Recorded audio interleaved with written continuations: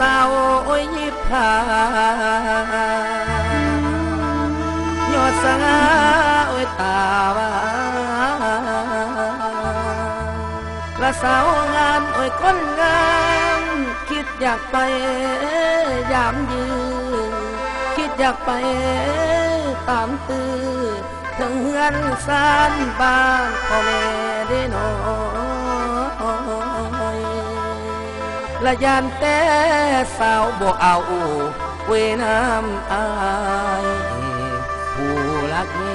ยลาคำแหง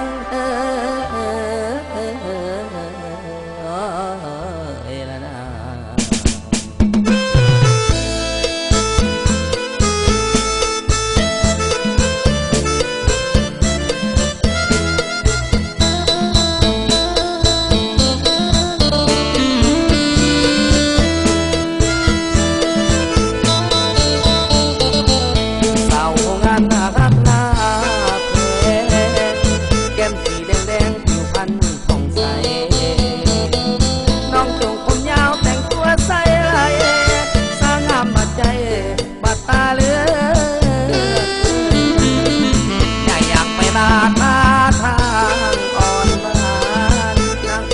ผ่านคนเปรียบเทียบ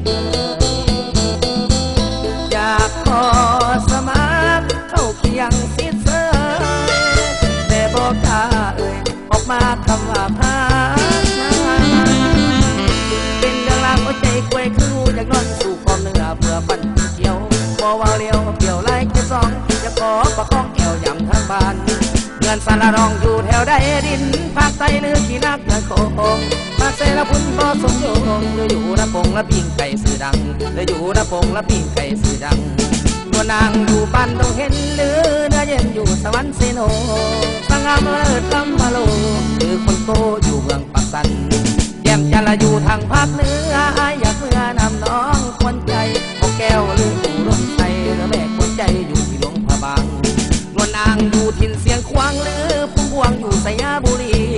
น้องลาอยู่ที่เมืองกาสีหรือคนดีอยู่พาตั้งฝั่งเบียงเขาเสียงตาละเขาวัดพระเก่าเก่างานน้องลาจะให้ในสั่งใจต่อตั้งหวังความหงงานคันได้เป็นสามีหมื่นปีเพราะไรห่าง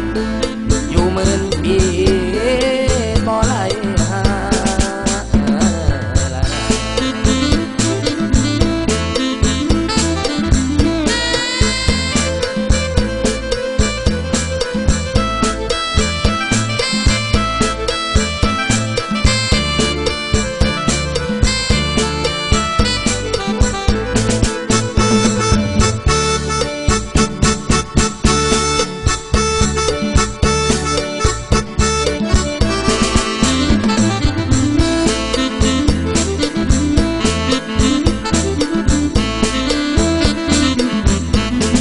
สารรองอยู่แถวใดดินภาคใต้เนื้อที่นักเนื้อโคงภาคเซละพุ่นบ่สมโยงเลยอยู่ระพงละปิ่งไก่สื่อดังเลยอยู่ระพงละปิ่งไก่สื่อดัง